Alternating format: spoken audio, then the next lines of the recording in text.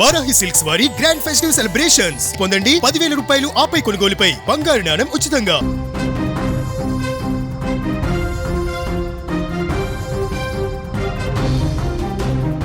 America అధ్యక్షుడు Donald Trump మరోసారి తనదైన స్టైల్లో వైట్ హౌస్ వేదికగా సంచలన నిర్ణయం ప్రకటించారు. డెన్మార్క్ పాలనలో ఉన్న గ్రీన్లాండ్ని ఎట్టి పరిస్థితుల్లో స్వాధీనం చేసుకుంటామని స్పష్టం చేశాడు. మేం చర్చల ద్వారా దీనిని సాధించాలని అనుకున్నాం, కానీ కుదరటం లేదు. అందుకే ఇక కఠిన మార్గాలు అన్వేషించక తప్పదు, అనుసరించక తప్పదు అంటూ ట్రంప్ నేరుగానే హెచ్చరించాడు. గ్రీన్లాండ్ విషయం గురించి మాట్లాడుతూ గ్రీన్లాండ్ చుట్టూ ఉన్న సముద్ర జలాల్లో ఇప్పటికే రష్యా, చైనా దేశాలకు చెందిన యుద్ధ నౌకలు చక్కర్లు కొడుతున్నాయి. రష్యా, చైనాలు మాకు పొరుగు దేశాలుగా ఉండటం నాకు ఏమాత్రం ఇష్టం లేదు. మేం గ్రీన్లాండ్ను తీసుకోకపోతే ఖచ్చితంగా ఆ రెండు దేశాలు దాన్ని కబ్జా చేస్తాయి అని ట్రంప్ ఆందోళన వ్యక్తం చేశారు.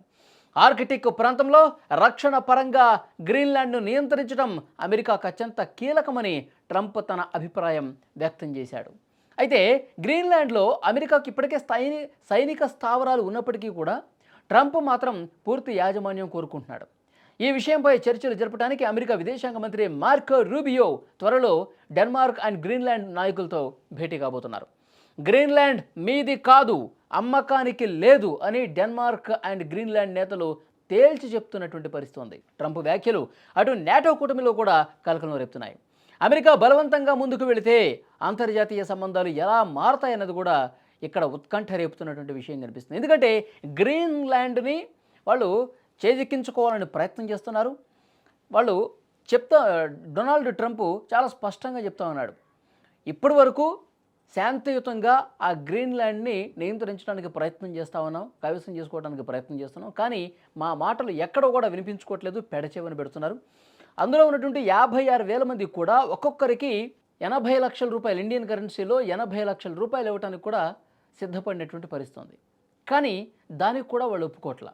డెన్మార్క్ ప్రభుత్వం చాలా కరాఖండిగా చెప్తోంది, గ్రీన్లాండ్ ఎట్టి పరిస్థితుల్లో అమ్మకానికి లేదు, ఇది మా పాలనలో ఉంది, మా నియంత్రణలో ఉంది, దీనికి ఎట్టి పరిస్థితుల్లో మేము ఒప్పుకోమని చెప్తున్నారు. దానికి ట్రంప్ ఈరోజు కౌంటర్ ఇచ్చినటువంటి పరిస్థితి ఉంది.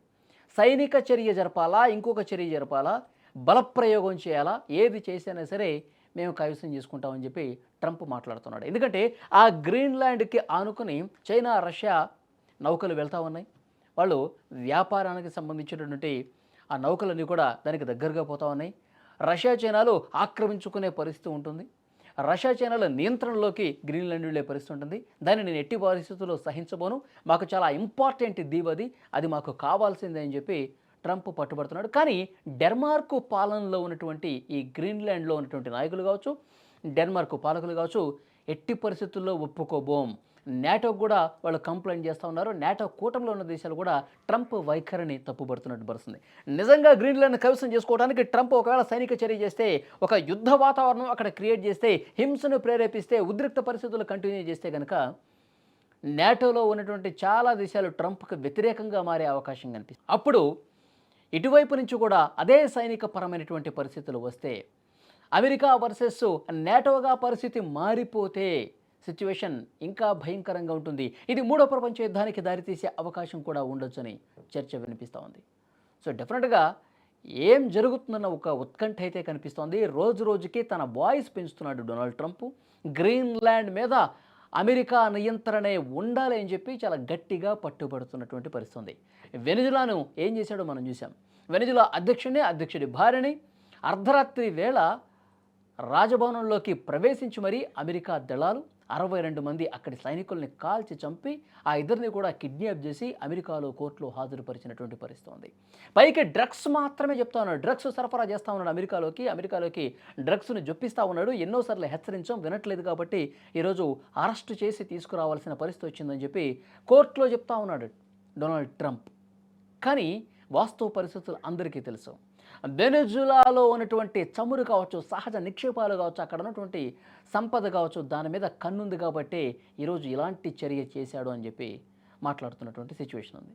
ఇప్పుడు గ్రీన్లాండ్ పరిస్థితి కూడా అంతే. రష్యా, చైనా సాకు చూపించి ఎట్టి పరిస్థితుల్లో దాన్ని కైవసం చేసుకోవాలని ట్రంప్ చూస్తున్నాడు. నాటో కూడా వ్యతిరేకిస్తోంది. కానీ ఆయన సైనిక చర్య చేస్తే, గ్రీన్లాండ్ని బలవంతంగా లాక్కోవాలని చూస్తే పరిణామాలు ఏ విధంగా ఉంటాయన్నది కూడా చాలామందిలో ఒక టెన్షన్ కనిపిస్తుంది, ఒక ఉత్కంఠ కనిపిస్తోంది. ఏం జరగబోతుందో చూద్దాం.